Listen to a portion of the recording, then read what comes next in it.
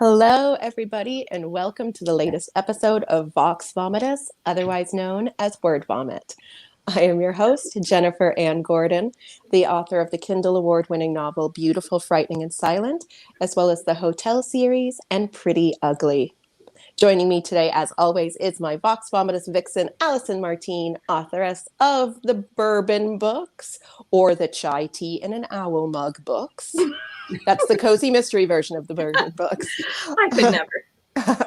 The Bourbon books includes Dibs since September and the newly released Move On Melinda. Joining us today is SD Sykes, the author of the historical mystery The Good Death. Gorgeous cover, by the way. Thank you. Which is your fifth book in the series. Is that right? Yes, it is. Thank you for having it also be a standalone. It definitely can be a standalone. It can also be it's a sort of book that sort of tops and tails the series, actually. So you could read it as the first book, or you could read it as the last book. Or you could just read it right in the middle. So SD, Sarah. So when people are listening to the audio, they don't think we've just like made up your name. Sarah, tell us a little bit about yourself and a little bit about The Good Death. Okay. If you say the word plague, I'm going to put on my mask. Okay. Yep, the plague is involved. Okay, so my name's Sarah, and I live in Kent, in England. Which is about, for people that don't know, is a little bit about an hour outside of London. And I write murder mysteries set in the 14th century. And the latest one is The Good Death. I have the green one. The green one here to show you. Oh, that's so different. Green. I know it is actually, yeah. And in this novel, it centers around my protagonist, whose name is Oswald de Lacy. We meet him as an 18-year-old and also as a 38-year-old. So there's a time slip element to the book, and it revolves around a mystery that he's solving as a novice monk at the age of 18, but he's making a confession about this whole murder mystery to his mother as a 38-year-old as she's lying on her deathbed. And she's in the possession of a letter that she's found kind of as she's preparing basically to die. And this letter has sort of various secrets in it that she wants to get to the bottom of before she passes away, because it was very important in those days for people to have a good death. And part of a good death was to forgive people who had sinned against you. And having got her hands on this letter, she realized that there was something in Oswald's past that he needed to confess to and that she needed to forgive him for. So, yeah. Well, it's a great book. And I will say, thank you. I book tons of different authors for this show, and I try to like run the gambit of what kind of books we're reading. And when your publicist reached out to me, and I think I just heard the words like 14th century monk. Okay. And I was like, we've not had anything that has anything to do with that. No, we were talking about this because... And I was like, yes, we want whatever that is. Yeah, and when after I finished, because I was telling Jen, we were comparing where we were, and I said, I can't compare it to anything because how often am I reading about a 14th century Benedictine monk confessing to something while his mom's on her deathbed? No, I don't have anything else. I know. I was like, you created the genre of 14th century monk mysteries. No, actually, there are more monk mysteries. There are, yeah. There's a very famous author, C.J. Sampson. Have you come across him at all? No. He's writing more in the around the time of Henry VIII. Okay. But he's looking into this territory, and there is a whole kind of medieval mystery subgenre of historical crime fiction. So yeah, I knew that, but I didn't know how many were like monk detectives. Okay. As opposed to not to be confused with Monk, who is a detective. But that's Tony Salhubin. He's no, not a monk. No. Well, there is also I can't think of the name at the moment, but there's a very famous monk series, the Cadfael, Brother Cadfael. Does that ring any bells with No, you guys? well, I think the big thing is just also the time era, because I've read a lot of historical fiction, but it is always like Tudor era or World War II. I don't think I've read anything this far back, and yet I will just say from the outset how approachable it felt, and I was expecting it not to. I was expecting it to read like I was trying to read Chaucer, and I made that mistake when I was like 8, and I got the Chaucer record, and it was in Old English and a coloring book, and I haven't been able to. Those things don't go together. They did when you got to go to the what is it? We went to the Huntington Gardens and libraries there in Pasadena. These were the tricks my parents took me on when I was little, and I'm sitting there putting it on, going, "That's not English." Mom was like, "It's Old English." I'm like, "Yes." Yeah, I mean, I've got the Canterbury Tales, and obviously I've read through them, and it's fascinating. And the English is you can't when you're reading it, you can't understand it. But if you read it out loud, suddenly it does start to make sense. Well, it's the same way when people will say Shakespeare doesn't make sense until they hear it. And I'm like, well, it was not meant to be read in a book. No, it was meant to be heard. And I will thank my 12th grade AP English teacher, because he made us read all of our Shakespeare out loud. We didn't get sent home with any of it. So everything was read out loud. But yours is all modern English. And occasionally there was a word I had to look up. It's one of them. Oh, what word was it? Was it the like the Notebook? No, it was the yes. No, I want to say it was the. Oh no, I'm gonna forget. But Termagant. Yeah. I had to look that up because I'm like, is that a bird? It's not a bird. And then I read it and went, oh, I think that might describe me also, because it's like it's a great word. It's a great word. Bossy woman. And I'm like, oh, I'll take that. Yeah, but it could have easily made it could have been like, oh, a bird-faced woman. Oh no, it's a bossy woman. I'm not a bird-faced woman. I'm a bird-faced. I'm the bird-faced woman. Well, now I'm a bird-faced woman. You are now with your feet. I'm the bird-faced woman. But sorry.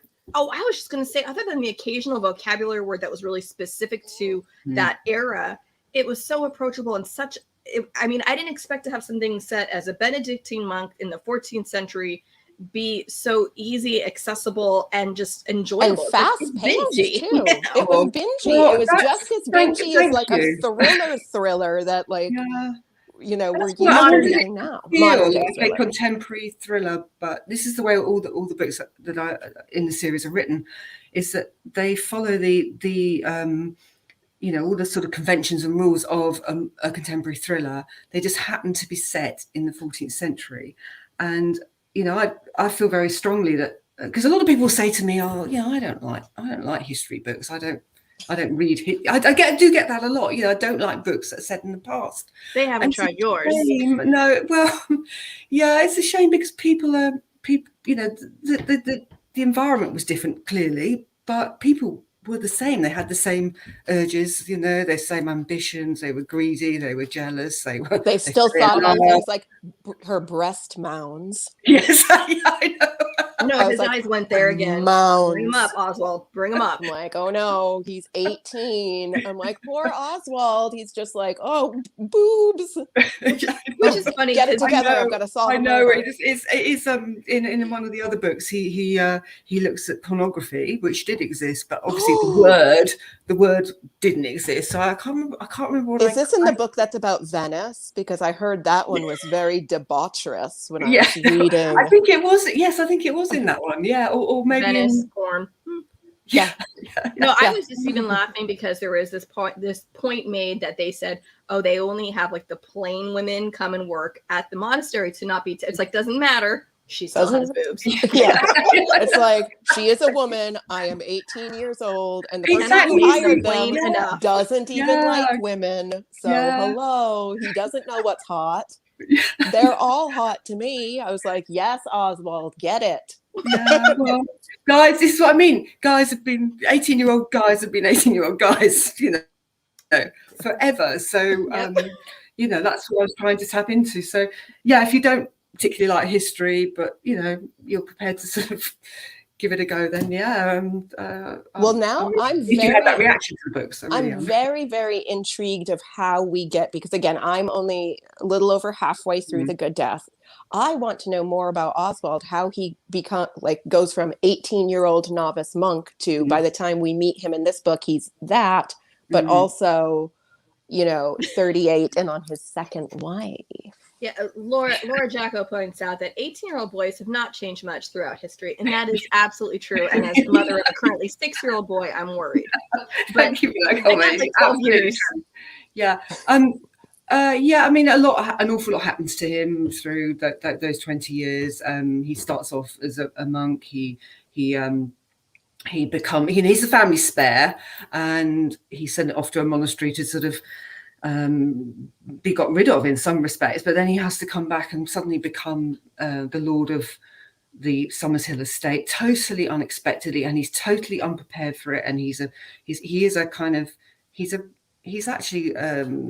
he's quite an introverted kind of guy. He's endearing. I wanted to give him such a hug. Everything from he's got things going on here when he's younger that you just want to pull him aside and go, oh, it's okay, kid. And then when he's older, I'm like, oh, I'm sorry about this too. And your mother and your wife and your sister. Oh, his mom. The mom. Oh my God, she's a lot. I have had such fun writing her, and she had to die in this book. Well, that's not. Actually, I think you gave it away. It's a good death. The whole thing takes place on her deathbed, but she's like, "You're right. You're right. It's not a spoiler, is it? It's not a long time." I love that she cuts him off when he's like, and she's like, "I'm bored."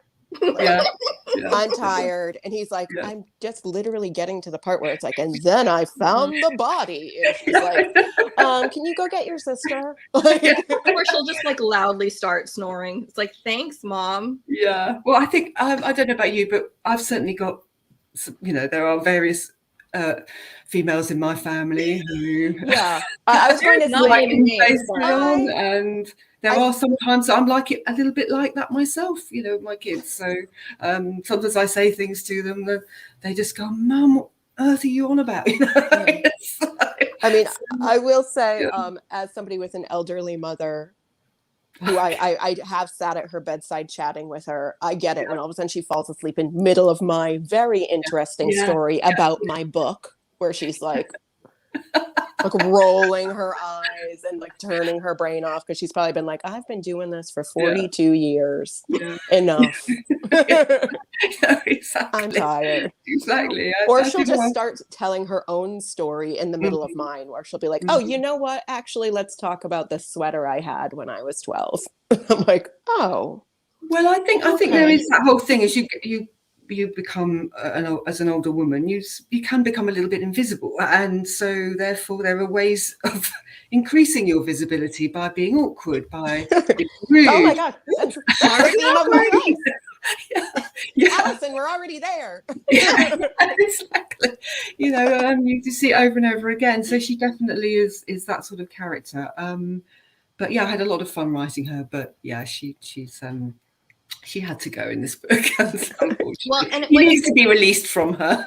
What's funny is there's so much death in this book, and yet it wasn't a very morbid book. And I've read books where I felt just kind of depressed or just pushed down, oppressed by reading the book. And I didn't feel that for a book about death and the plague. It was actually it was very lighthearted and humorous throughout so much of it. I mean, definitely points of tension. I'm not going to spoil anything, but there are climactic scenes that have a lot of tension in it. Can't spoil it also because Jen hasn't gotten I haven't finished reading it, but so I probably will tonight. Well, I also ruin it for her. I thought there was some good parallels between what we've gone through back in, we'll say, very early 2020, when the pandemic was just maybe a cold. And you have characters in your book who are like, the plague is not in this village. The plague is 2 villages away. That is not going to affect us at all. And I'm like, 2 we're villages. Gonna pray the plague away. There were so many parallels. Just a small one. I don't know what it was like for you guys, but in Britain in sort of March, April last year, everybody was going mad trying to get hold of hand sanitizer. That was the craze, you know. Our country had no like toilet paper or hand sanitizer. We were toilet paper, and we got that as well. But the hand sanitizer. Well, in 14th century London, there was a mad rush on buying gloves when the plague came, because they didn't really understand infection, but they had an idea that they didn't maybe want to touch somebody who, like if somebody has like a boil that's like black is coming out of, like maybe don't touch that. Even if you don't understand that infection. would seem kind of obvious to us, but so many things, you know, the whole kind of germ theory wasn't around then. Germ theory, they knew nothing about. Germ theory wasn't really around until like the late 1800s. Right. Well, and absolutely. The only like they talk about things like having your humors or your biles that you're amount to be affected by your food or your sun or all these things, and everything is like okay. And there were more than one kind of plague going around too, as far as whether one was airborne, and then there was one where if you got it maybe you'd survive, and the one where that's like no chance of survival for that one. Yeah. If you got the bubonic form, which was the one, you know, we typically think of with the big boils. And the beaky masks. Yeah. You know, you did stand a chance of surviving, but if you got it into your same bacteria, exactly the same plague, but if you got it into your lungs, you just you died completely, you know, without question. So it was. There were so many, you know, parallels between what we were going through and what happened in the 14th century. So when were you writing this? Were you writing this during lockdown when we were like, oh, we've got nothing, and now I'm writing a book about the plague? Okay, so was that intentional, Sarah? Did you already know you were going to write a book set during plague times before we got the plague? Yeah. Oh, no. The other 4 books in the series they're all based around the plague, actually. Okay, so in it's one not way like you or could another. avoid it all of a sudden. Yeah. So because it had such an incredible effect on the world, or, you know, on Western Europe, on history. On history, yes, it did. It had its ramifications have, you know, we've still echoes of them now, actually. It is, because you can say the plague and everybody immediately, they don't think of anything else. They think of the bubonic plague. They're like, plague masks and bring around the rosy, and like, you know, like exactly, we get it. It killed so many people. It killed half the population. I know we've been through something fairly horrible in the last year, but we haven't had a 50% mortality rate, have we? No, we have not. So the ramifications of that sort of went on for years. So all of the other books are based around the sort of aftermath of the plague and the re-emergence, because it came back again in 1361. It never. Is this why he goes to Venice and just like parties? Well, and looks at pornography. There's a bit. Did he come back with the wife then? Because his wife Philomena is Venetian, so. Yeah, he does come back with his wife. But actually, one of the things that I desperately wanted to write about 14th century Venice, because I don't know if you guys have been to Venice, but it's just it's my favorite place in the world. Amazing place. And I love like historical Venice stuff, which is why I'm like, oh my gosh, please, I need to read this book about him going there. Yeah, it was I just had to send him there, and luckily for me, a lot of people in the 14th century did go to Venice on their way to Jerusalem to be the sort of stopping off point for the boats down. Yeah, for pilgrimages. Yeah. They went through Venice. So that was the perfect way to get him there. But I was rather disappointed when the whole debauchery side of Venice, because actually in the 14th century, Venice was much more of a kind of major industrial city. It was a very it wasn't the Venice that we think of, you know, with the carnivals and the courtesans, and you know, prostitution was actually illegal. So it was a very different place to the kind of. I've read a lot of books about, we'll say, the early 1800s in Venice and mid 1800s. When is Casanova? Is that 1800s? Casanova's later. Much later. Actually, by the 15th century, it had kind of because what the interesting thing about Venice is it was very much an industrial, important city for all sorts of reasons, mainly to do with trading. But by the 15th century, it was bypassed because I think his name was Vasco da Gama, the Portuguese explorer, found a way of traveling around the bottom of Africa, so there was no need for, goods could be transported by ship rather than coming across the Silk Roads to Venice. So Venice kind of lost its place in the world. So then it basically just fell into a decline until Napoleon, he invaded in, I think it was about 1800, I think it was, yeah. But the decline was like a multi-century party, from what I hear. Well, absolutely. Yeah. Nothing better to do. We might as well just get drunk. Yeah, exactly. But my book is sort of, it's a little bit more about, as I say, Venice. There's a bit of debauchery. I'm not going to lie. A little bit. There's an island. There's an island where prostitution is allowed, and he does spend some time there. So yeah. Oh. Tell us a little bit more about that. Which island? We're like, it was based on a real island. Which island was it based on? Because I know Venice has its own plague island. It has Poveglia. Yeah, it's one of those very small islands. The teeny.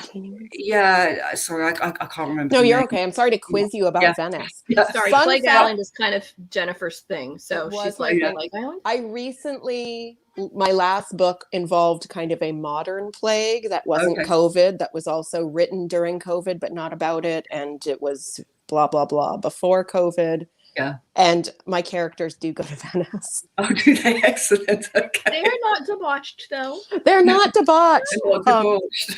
And also, fun fact, both of these masks were bought in Venice. Well, they were bought there. Excellent. Yes.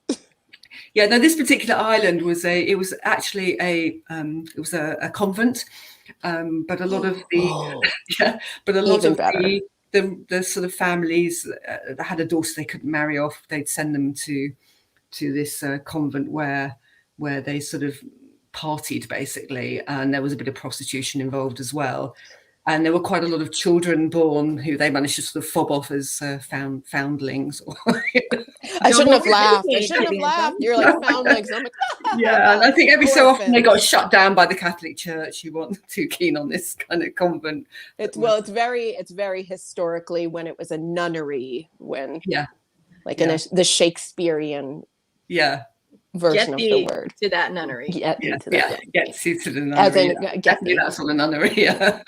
Well, and I just laugh because you're talking about, okay, if you have a daughter you can't marry off, she goes to a nunnery. If you've got a son who's not set to inherit anything, he goes to a monastery. It's like, I love the idea. You mentioned it earlier, this spare child, like, well, we'll keep you just in case everybody dies. Then you might be necessary. Well, all those titled families had to. They called it heir and a spare, and they still call it that. They're like, because the girls don't count, but you need a boy heir, and you need another male son at least, because he's like the spare. But back in those days, when people were dying from paper cuts, exactly. Yeah, you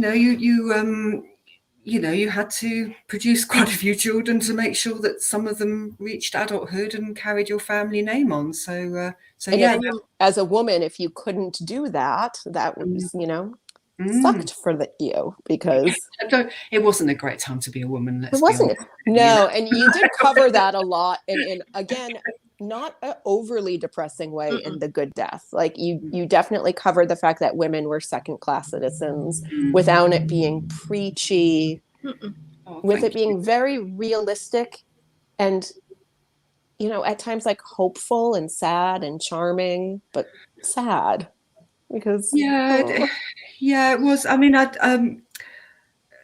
was looking at my author's notes earlier, and one of the things I'd sort of said was that I don't feel it's right to sort of retrospectively empower women from the past, and to sort of, this was my own point of view. I know other people feel differently, but on the other hand, sometimes you go back and you think, God, this was so miserable. You've got to give them as much agency as you can. You've got to give them some space to do something. I was going to bring up Maud, because I loved Maud, and you did have a character there who was comparatively empowered and also addressing her disempowerment, like addressing the fact that she's like, I'm not married, but I have this stuff to do, and I'm doing this, and I'm not being taken seriously because I'm a woman, and people treat me differently because I'm a woman versus. And I only have this because something has happened to my father. Yeah, my father is taken ill. Yeah, like I couldn't have this on my own. Yeah. Also, her outfits were described impeccably. Okay. Yeah.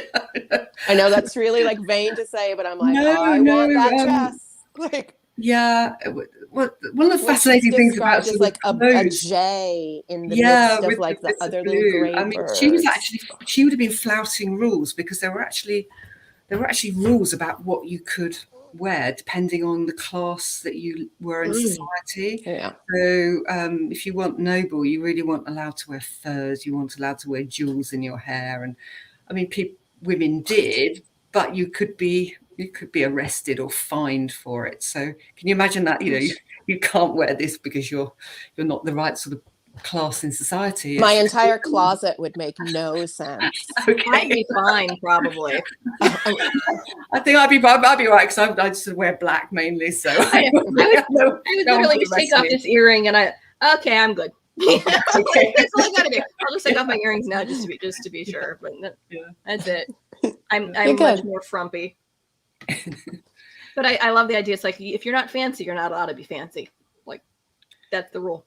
Well, I think it was you were just basically supposed to, it was a very controlled society and you were born into a certain class and really, they didn't really, there wasn't a lot of movement up or down the class system. No.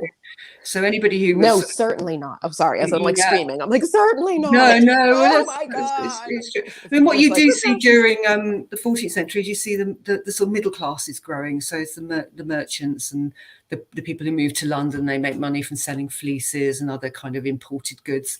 And their wives are the people who the nobility are really concerned about because these women have got money. Yeah, this is like, I feel like that would be what in our country, there's like this string of shows called like the Real Housewives of, which is all like kind of like bougie, new money. Have those. Yeah. But I feel like that's what those wives would have been considered. No, like, absolutely, they're like kind of trashy, vulgar, really. But they're rich. Like, they're vulgar. They'll fight in public, but they wear like really fancy outfits. Yeah, exactly. This is exactly. I mean, going back to Venice, you see that very much. If you go down, down the Grand Canal, you see those big palazzos, and they were just basically. It was a way of showing your money, wasn't it? To sort of shove on as many sort of porticos and windows and pillars and whatever you could do, you just shove it on. And then they had this thing where a woman of wealth would sit in the window and she would sit with her most expensive Persian rug, not a metaphor, a real rug. Sarah, we love you. I feel like you just officially became like an official co-host if you ever wanted. We have just made her a Vox Vomitus Vixen. She's Vox Vomitus Vixen.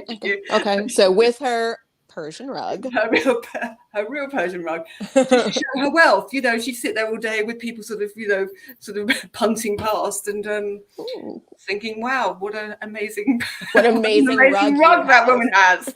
And see, the problem I have with that is that my mind immediately goes to like New Amsterdam and the whole like Amsterdam, and you've got like the prostitutes in the window showing off their wares, like different kind of display of the wares there. Like this is for the rug. We're like, no, this is what's on display here. It's like, different window shopping. Here. Different kind of thing. But if you look back at old paintings of you'll see this very clearly in paintings of Venice. You see these women sitting just in the window with their expensive rugs on show. So and and of course the irony now is Venice is completely like rotting from the like it's so this is why when in my book I went to Venice, because I had that whole, there was this beautiful facade but something is like making it sick from underneath. It has I love Venice so much. I would just when we went, I was like, I have to live here. I have to live here. What's I didn't hear what you said. It has this amazing decrepitude about it, though, doesn't it? Oh yes.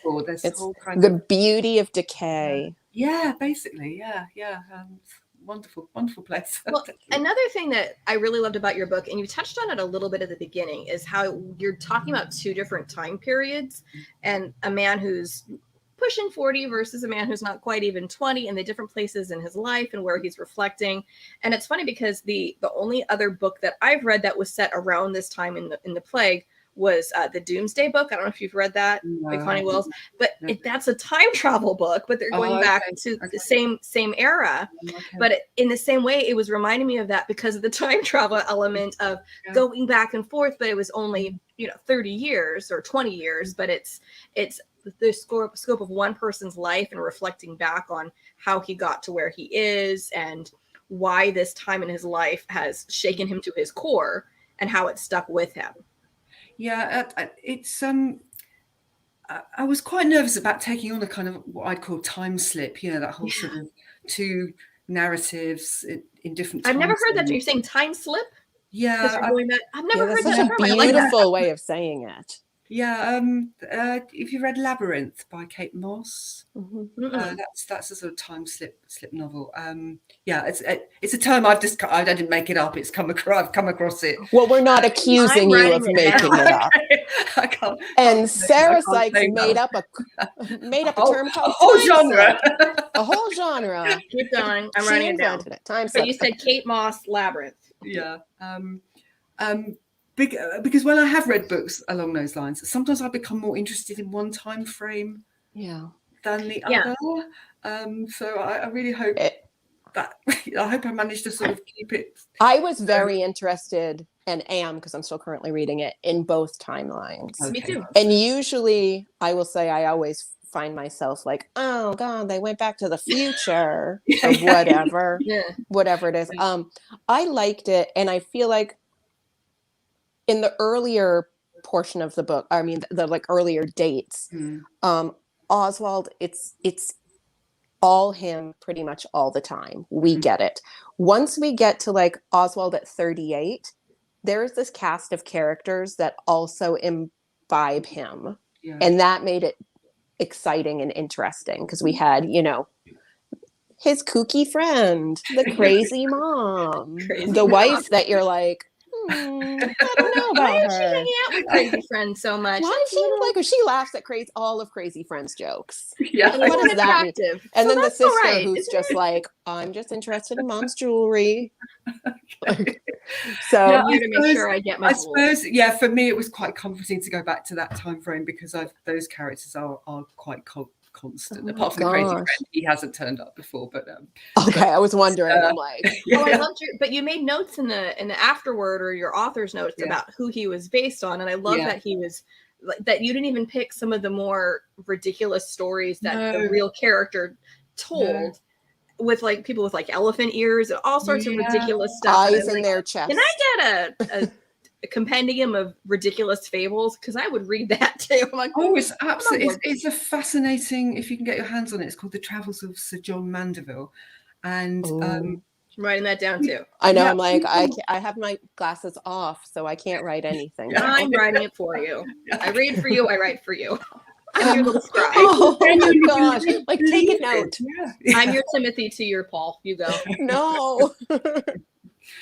No, but people genuinely believed, his account of traveling because they hadn't been anywhere. No. There was some talk that he was just sort of copying some of the stories from Marco Polo's book predates his by about 40 years. So there was, some of it made sense, and some of it is just bonkers. The island where people live on the smell of apples. That's my favorite one. I do like that. Gosh. So, I haven't gotten there, but I would like to now live on that island because I feel like I would be much thinner. I don't know if you can live on I feel like I could end up getting fat on the scent of apples if that's how my metabolism is. Like, I smelled too much today and now I better go work an extra. If I was going to have to smell something, I'd maybe more bacon or something. No. If I'm cookie smell. No, I'm like, that's not helping her. We're back to Josh Merloman's bacon fat frosting. Okay. That was not one of your more pleasant. Every once in a while, I cry during a book because I'm like, oh no, they killed that pig. And Allison's like, it was a ham. It was just a meal. And I was like, a vegetarian, but never a vegan. So I was like that for years, but I can still be like, so here's the picture of the pork loin. I put it on Instagram, like, apologies to vegans. And people are like, thank you for at least thinking of us. I'm like, I think it's a pretty picture. And look at those apples. So that was both. It all goes back to apples. The vegans would love the island where you lived on the smell of apples, definitely. So yes. It's a good fall scent. It's like walking into a Yankee Candle Company. Nourishment. Yes, exactly. Maybe you guys don't get that there. Do you have a fancy candle shop there, or do you guys have Yankee? Yes, we do. Yeah, okay. But yeah, it's mad. As you loads of candle shops. It's the new. It's the new drug because now we can barely leave our houses. So it's like, let's bring all of the smells to us. Yeah, exactly. It's the one joy in life over the last year. A nice smelling candle. One of the things you touched on in your book and talking about even how like the stuff spreads versus knowing now, okay, we were told to stay at home. They didn't. And so you're seeing all these people traveling. And I remember that's how like, well, this is how the plague kept getting worse because they just kept leaving it. But all it takes is one person to bring it with them. It's like, well, I'm leaving this town that had the plague and bringing it here. Yeah, no, it's exactly what happened. And they lived in such kind of unsanitary conditions. And so they lived cheek by jowl, even a wealthy family would maybe have 2 bedrooms and 8 people, so you're all together in all the time. So you had no chance of there was no antibacterial soap. Nothing like that whatsoever. No, It, like at the end of the day, you just have to be thankful that the human condition we even survived that. Yeah. Well, Laura, Sorry, someone just said had a message about candles there, I think. Yeah, Laura said she was like, my house has so many candles, it looks like I'm trying to host a seance. Because we're trying to contact all the people we lost in the plague way back then with all those candles. Well, if you think about it, we're all kind of, I guess your ancestry is European. So you're real mutt. I'm like yeah. I'm like, I feel like you can see how pale I am. Well, I know we've joked before that you and your husband did the 23andMe or something, and her husband is like 100% Russian, so he found out he's like 100% Russian. We're like, this was not surprising. Why did he you found out he was 2% Finland, and he was so excited. I was like, but like he's from St. Petersburg, so it's like literally like almost the same place. It's just like a ferry ride away. Yeah. I found out I had been like lied to my entire life about being like part Native American. Somebody told you you were? Yeah, my entire female side of my family believes a fictitious fable. And when I was Elizabeth Warren, if like you pretty much were. She's a politician in our country who believed also she was Native American. So I believed it until I spit into the cup, and then I was like, oh nope, just good old Scottish, English, Welsh, and French. Yes. Well, this is exactly I mean, my daughter did it, and she was 52% Scottish, and 10% Norwegian, and the rest was sort of Northern Germanic. Just that like you live here. Sorry, like but don't go into the sun. Your skin will burn. Basically. But the point is, our in our past, we were luckily our ancestors were people who managed to live through it. We wouldn't be here, so. We're all so pale they probably didn't leave the house, so stay at home, people. That's still when you leave, put on sunscreen because we all burn. Or a mask, a mask, indeed. Sunscreen, not to be political, maybe just be safe. Okay. Definitely do it. All right, I hate to say this, we're out of time. Oh wow, it's past Sarah's bedtime. Anyway. It's past Sarah's. It's practically midnight. Sarah's like, it's midnight, and she's like, well, I could go all day. Allison's got to bring her kids to choir, and I've got to get on a class. Oh, okay. Well, it's been. But we could keep talking about the Good Death forever. Loved it. Everybody who's watching live or watching the video on the replay, Sarah's website is scrolling underneath. If you are listening to this with just your ears on Spotify, Google, Apple, anywhere, just like glance down at the show notes and her website is there. Oh, thank you to Laura as well. Thank you to Laura.